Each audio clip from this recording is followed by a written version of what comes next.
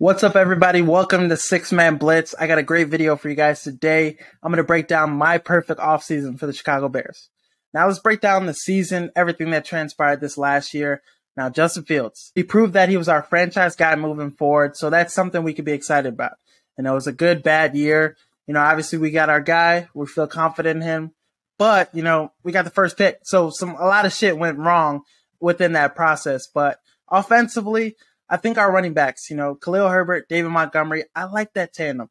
I don't understand the people saying we should go after Saquon Barkley, Miles Sanders. Let's go with the cheaper deal. Let's give David Montgomery that little check, because that's better than giving, Saquon Barkley, Christian McCaffrey money or something when we should invest that money in somewhere else. So I think we got to bring back David Montgomery. That tandem, him, Herbert was, dynamic, and it worked with Justin Fields because he almost broke.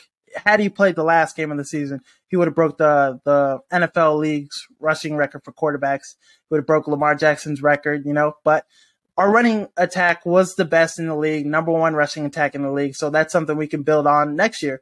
Hopefully we can, make the passing attack that dynamic as well. But, wide receiver position, I think, that was our weakest spot. We went on and at the trade deadline, we made the move to get Chase Claypool. We traded away, the 32nd pick or the first pick of the second round. So that, obviously right now that looks like a bad trade. But when Ryan Poles made the move, he made the move for the future, made the move for next year, not this season, So Claypool, it was obviously, disappointing. He didn't put up big numbers in the first couple games he played, but this is something we're going to see this year. That connection him and Justin Fields build together is going to happen in the offseason, and hopefully we see more production from him, next year. But, that's something to be excited for. But everybody else at the receiver position, it was bad. Darnell Mooney went down. Even when he was playing, he didn't look like the number one receiver option. So us needing more talent at the wide receiver position was very obvious for the whole year. So that's something we need to, attack this offseason. And then, tight end position, Ryan Griffin, the other guys, they're okay. Trevon Wesco, I like him at the tight end position as, a guy just in there blocking because he was a big part of the rushing attack as well. Him and Kari Blasingame. I think those two guys made a lot of holes open up for these running backs, and they helped with I'm not going to say great, but, with the offensive line being able to dominate, team defenses we went against because we had a lot of great games running the ball. But, Cole Kmet, I think, he was very productive this year. Earlier on, it was really shaky, but at the end of the year, he hit his groove. There was a couple games where he had 2 touchdowns. I think he had one game where he had 3 receiving touchdowns. So he was doing damage. He was a good fantasy tight end to pick up. So that's something hopefully he can build on. He's our leading receiver this year with 500 some yards receiving. So that, hopefully we build on that.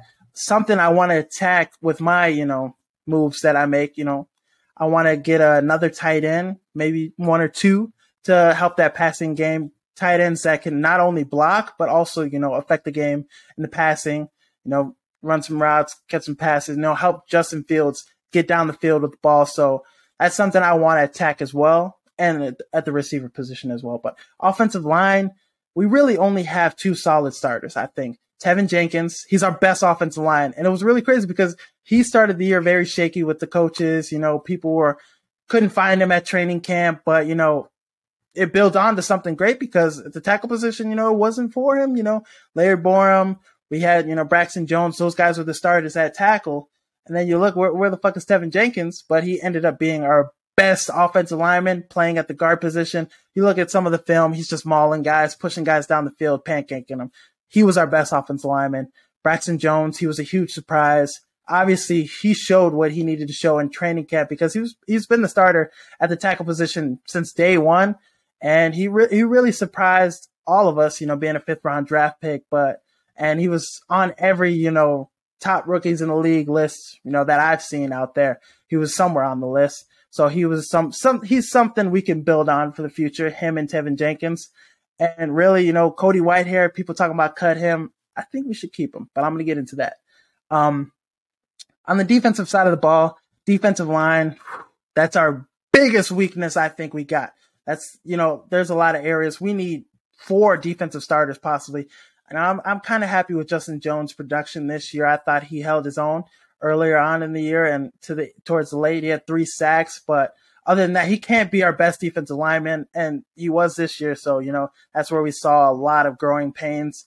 And Dominique Robinson, Travis Gibson, those guys as starters, it didn't look right because those are two rotational guys. You get two starters at those positions at the defensive end, and you see those guys become rotational guys, you'll see more production from them. They can't be the ones getting all the pressure all the time. They have to have somebody else, And, that's why we saw Robert Quinn, dipped in production too. Well, when Robert Quinn was there too with Travis Gibson, we saw Travis Gibson get 7 sacks. Khalil Mack was there. We saw him have more production, but he can't be the number one, defensive end on the edge. That just can't happen.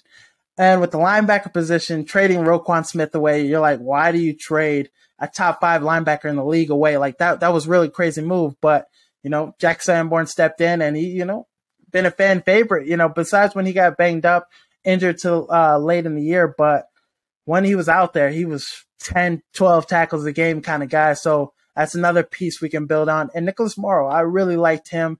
We picked him up for some chump change last free agency. That was Ryan Pohl's best signing this year, I think. So that's another guy we can build on. So we really, in free agency with, we really only need one more linebacker starter, but I would like some more linebacker depth. You'll see in some of my moves that I make. And with the secondary, last year, this was our biggest weakness. I think we were getting torched in the secondary all year, the year before. But, Ryan Poles addressed that in his draft. 2 guys in his first, with his first picks in the draft, Jaquan Brisker and Kyler Gordon. And Kyler Gordon, we weren't really loving him in the beginning of the year.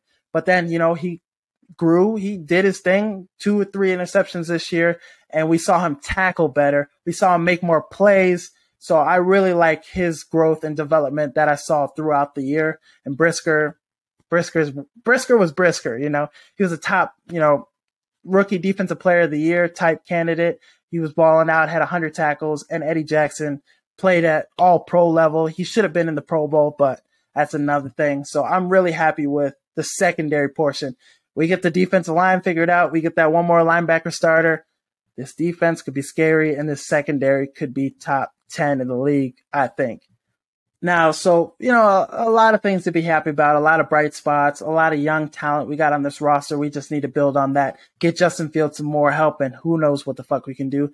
NFC is wide open, so we just make some of those moves. A lot to be excited for. But let's get into the free agency breakdown, the cuts, the re-signings, and the signings.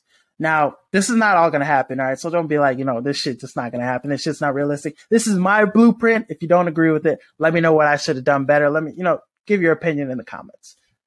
Be welcome, But let's start off with the cuts. Now, Aquan Muhammad, he was already cut. That was one of my cuts. I think his production this year was terrible. 1 sack. He played damn near every game. He didn't miss a game. So his production was terrible. And you're looking at, when we signed him, I thought this was a huge get for us because he knew Eberflus's defense with the Colts, had 6 sacks, but it just didn't turn out well for us. So we're going to have to boot his ass out. He's got to go somewhere, but he can't stay here type shit. And I really like the idea of cutting Lucas Patrick because at the center position, with my breakdown of the moves I'm making, I'm drafting a center and I'm picking up a center in free agency. So why do we need Lucas Patrick then? He was banged up all year, but when he did play, he was playing guard, not center. And he was really, it wasn't much to see from that. I didn't really like what I saw when he was in the game.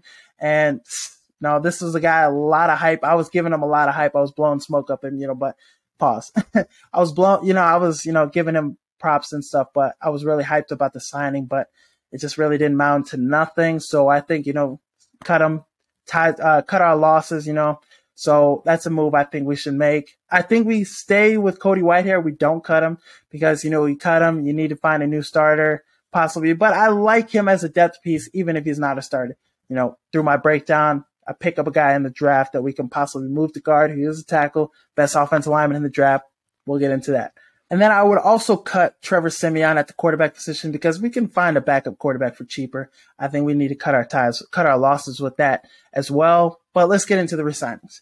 Now, I really like resigning Matt Adams at the linebacker position. He knows the system, great special teams guy. You can plug him in on defense. He'll know his gaps. He'll know his assignment. So I really like him, bringing him in on a cheap 1 year, $1 million something deal. So I really like that. And I really like Armon Watts. In the little snaps we saw him, and whenever he played, he was making plays. He had a sack or 2 sacks this year. He was an impact guy whenever he was in. So I really feel confident with him. Mike Pennell Jr., he's a aging veteran, 31 years, 32 years, but I think he's a guy that knew the system, plugged him in. He looked just like Akeem Hicks too. So that's somebody, bring him back for a cheap deal, bring him back for depth. So I really like that. Also like bringing back Trevon Wesco, Kyrie Blasingame. I like those 2 guys. They helped out our running game so much. You bring them back for another 1-year short deal. So I really like bringing those guys back. Josh Blackwell, huge. He was our best special teams player this year, always making plays. This was a really good undrafted free agent pickup that we had last offseason. So, through the draft. Yeah. So this was a guy, who overexceeded expectations. So I really liked the production he put on the field. Now, David Montgomery, like I mentioned, Saquon Barkley, Josh Jacobs, we don't need to go out for the big fish. David Montgomery, he is the Chicago Bears. His, run style, this is what we want to be. Is if our team identity was a player, it would be David Montgomery. This is the tenacity, running hard, his toughness. That's him. This is the Chicago Bears. So we signed him for like a 3-year, $24 million deal. I really like that. And Dan Cruikshank, you bring him back, tight end eraser. Really didn't have too much of an impact, special teams guy, but I like him as depth at the safety position as well. So, and DeAndre Houston Carson, that's another guy. He's been around forever. He knows what's going on. He made some plays every time you plug him in. He's good for an interception every year. He gives us some huge plays. Another special teams guy. And I really like N'Keal Harry at the wide receiver position. Big body. When we put him in, he made plays. I really didn't like how we didn't use him that much in the offense, though. We gave up a draft pick for him, late round draft pick, so it wasn't too much on us. But I really like bringing him back because we still, put him on the practice squad or something. Who knows? But just keeping him with us and just, being able to use him in any facet, I really like. He's a good run blocker too, and that's what we do. We run the ball. We run the ball very well. So I think a guy like that can block, big body, possessions, all that. We need a guy like that. So retain him. Nice, another 1-year deal. Patrick Scales, you resign him. He's been with us forever, long snapper. So that's another guy. The last one, Nicholas Morrow, I think we give him a 2-year, $10 million deal. That's solid deal. He overexceeded expectations too. The best free agency signing we had last year. So that's another guy we got to bring back. But let's head into my free agency signings. Like I said, this is probably not going to happen. If it doesn't, who cares? This is just my prediction. This is just what I would do if I was Ryan Poles. Let's start off with the offensive side of the ball. I got some pickups, 2 offensive linemen, a tight end, a receiver. So let's check it out. Now, at the offensive line position, most crucial position, I'm not throwing hella money at Orlando Brown Jr. I'm not throwing hella money, at these other names, but I'm going to throw some money at Jawan Taylor. It's not going to be like excruciating deal. It's going to be 4-year, $55 million. I think that's a solid deal for him. He's young. He's 25. He'll be able to, be there for multiple years. And this is a guy that in Jacksonville this year, he had one of his best seasons. So I really like him as a piece at the tackle position. He'll be a lot cheaper than Orlando Brown. Caleb McGarry will be a lot cheaper than those guys. So this is a guy that I think we can bring in. They'll give us just as good as production as Orlando Brown Jr. would at cheaper. And I think Ethan Posick from the Cleveland Browns, 28 years old, at the center position, I think he was very solid this year. He stepped in J.C. Tretter's role very well. And this is a guy that you bring in will, help our offense look that much better. We get the center position. We get the tackle. We're looking good after free agency with the offensive line. Now, I think Juwan Johnson, tight end out of the New Orleans Saints, I think this is a solid pickup, underrated pickup. Another guy I would target is Josh Oliver, tight end for the Baltimore Ravens. A tight end we could plug next to Cole Kmet. We're cooking. It's going to be dangerous. We get another guy that can stretch the field, another guy that can block. Now, Juwan Johnson, 508 yards receiving, 7 touchdowns this year. Similar production to Cole Kmet. We get Justin Fields, another guy. You look at all these teams running quarterbacks. Baltimore Ravens, Lamar Jackson, he has multiple tight ends he can throw to. So we get another guy in that area for Justin Fields, and we can see him have that more production in the passing game. And Jacoby Myers, I know he's like the thing you think about when you think of Jacoby Myers is that play where he threw the ball to Chandler Jones and, game-winning touchdown type shit. But I think this is still a very productive receiver for cheap. I think you give him a 2-year, $20 million deal, 800 yards receiving every year. He's put up production. He's not a number one guy, but, you step in, you put him with Claypool, you put him with Darnell Mooney. This is another option. You have 3 solid number 2 receivers, you have 3 solid number 2 receivers. So you're good. You're good. You're set. And then, go in the draft and you'll be able to draft some guys. But let's go to the defensive side of the ball. Now, I'm not going to throw Javon Hargrave a huge contract, Daron Payne, huge contracts, because that's not realistic. Those guys are still going to be on their respective teams. Hargrave is not going to leave the Eagles. They're going to franchise tag his ass. And then you look at Daron Payne. He's 25 years old, 11.5 sacks at the defensive tackle position. Everybody needs a good defensive tackle, no matter what scheme it is. So he's going to stay there, franchise tag. They're going to work it out for him. But I think a guy we can get, Draymond Jones from the Broncos, defensive end, 6.5 sacks, usually a 5.5 sack guy every year. I think we give him a 3-year, $37.5 million deal. I think that's solid. And that's something, you plug a guy like that on your defense. He's a very underrated piece for that Denver Broncos defense that allows our secondary to do what they need to do. And you plug him next to Justin Jones, and that defensive line gets that much better, I think. And another guy like Sheldon Rankins, you just give him a 1-year short-term deal. And look at him, what he had with the Jets, very successful, crucial part of their defense, great defensive tackle. Another guy we place next to, Justin Jones, that defensive line looks that much better. We get more depth with some of the guys that we signed to other short-year deals that were already on our team. But yeah, he's a starter guy, 3 sacks last year, very productive in the tackle game. I think this is somebody that would help our defense. We can plug him in, it'll start and be a huge upgrade from the guys we had starting last year, Angelo Blacks and all those guys. And, we got Draymond Jones, defensive end from the Broncos. You plug in Yannick Ngakoue from the Colts, 9 sacks last year, 9.5 sacks, but every year he's productive. 8 sacks every season. So this is a guy we plug in at the defensive end position. He starts for us, and, we're going to get production out of him. We're going to get production out of him, and he's going to be a huge piece for us going forward.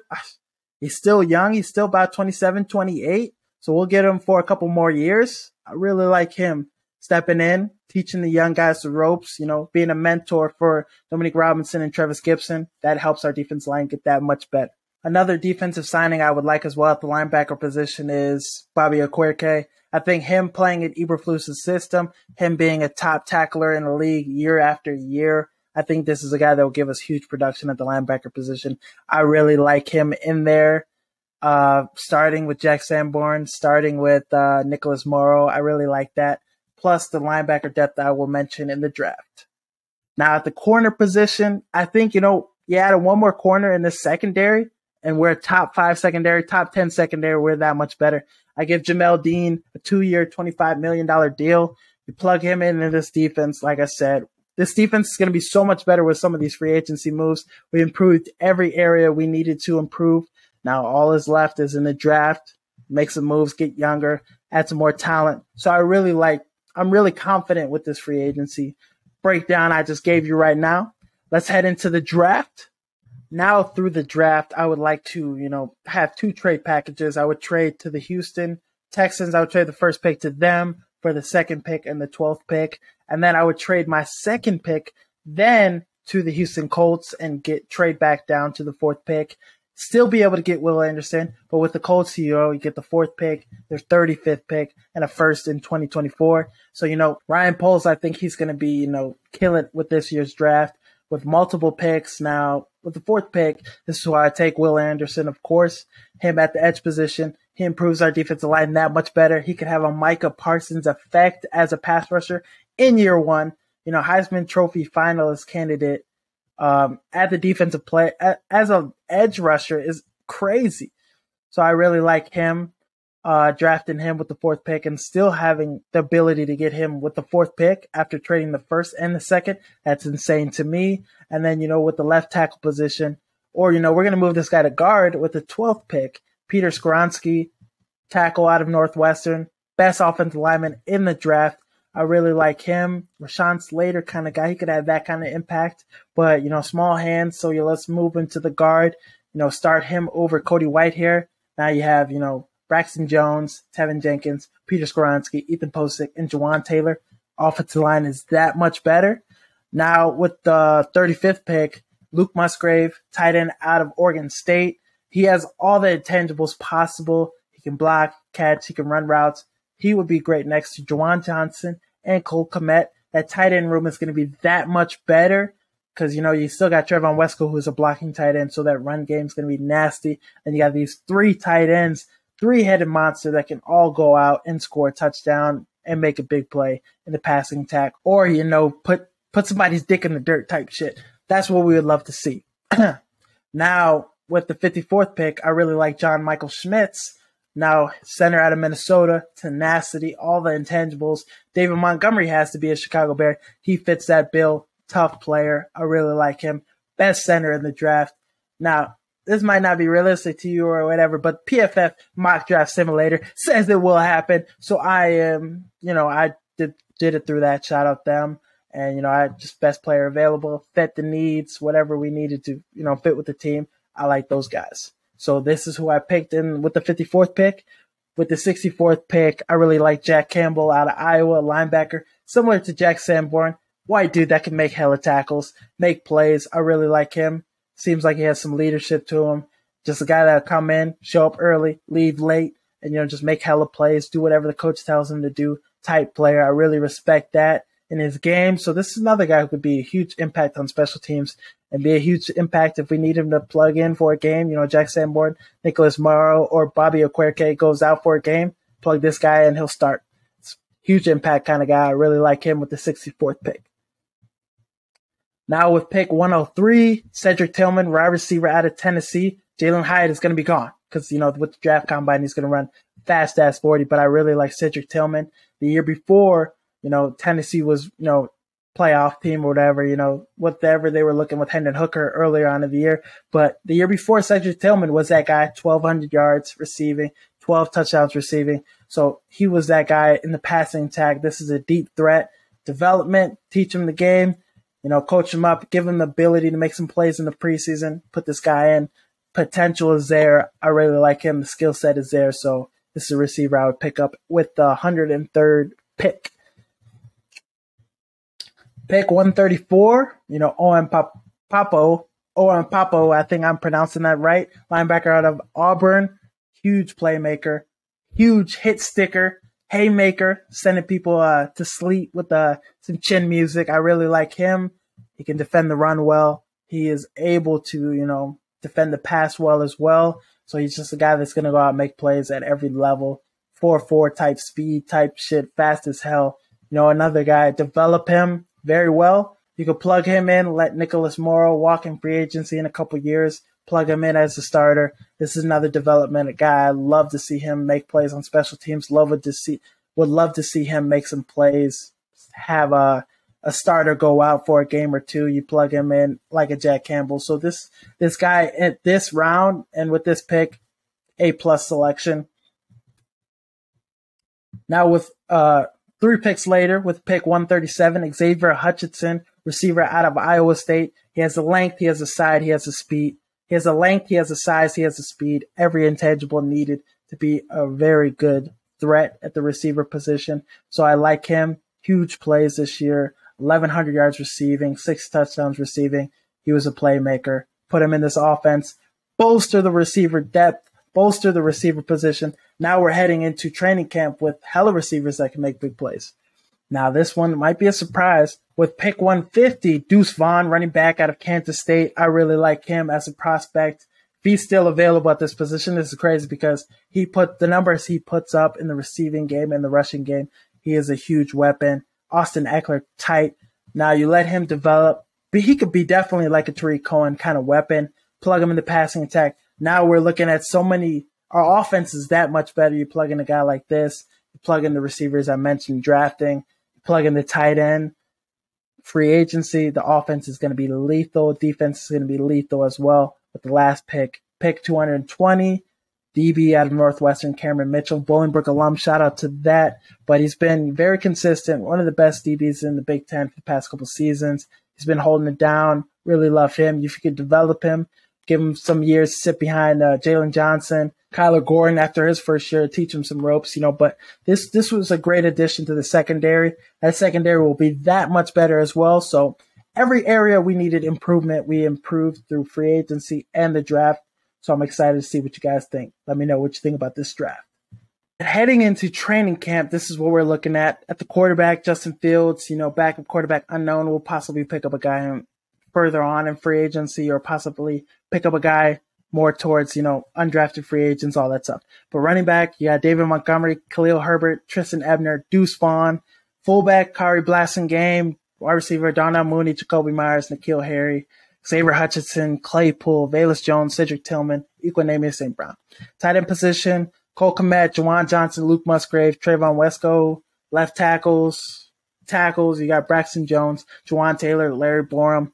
Guards, Tevin Jenkins, Peter Skoronski, Cody Whitehair, Leatherwood, Carter.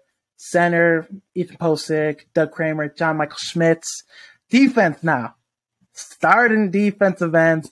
You could have Yannick Ngakoue, Will Anderson, move Draymond Jones into D-tackle, Justin Jones, Sheldon Rankins, Armon Watts. At the corner position now you got Kyler Gordon, Jamel Dean, Jalen Johnson. Dangerous. Safety, Brisker, Eddie Jackson, linebackers, Bobby Okereke, Nicholas Morrow, and Jack Sanborn. I really like how this draft went. Really like with free agency. Definitely made some moves. That's all I got for the video. Let me know in the comments. Let me know if you agree or disagree with some of the moves I made with the draft, all that stuff. Let me know. I'm going to keep trying to make videos like this. Going to keep covering stuff and keep you guys with updates. NFL free agency is around the corner. I believe March 13th, March 15th, but I believe the 21st of February through the 24th, that's when franchise tags and all that stuff are able to occur. So be on the lookout for that. Possibly do some videos, talking about Lamar Jackson, Orlando Brown, some of the guys that are going to be involved with free agency. We're going to, discuss where they're going to go possibly, but check out the episode as well on Wednesday. We're shooting it Tuesday night, but check it out. And that's all I got for the video. Thank you for listening. Thank you for watching. As always, peace.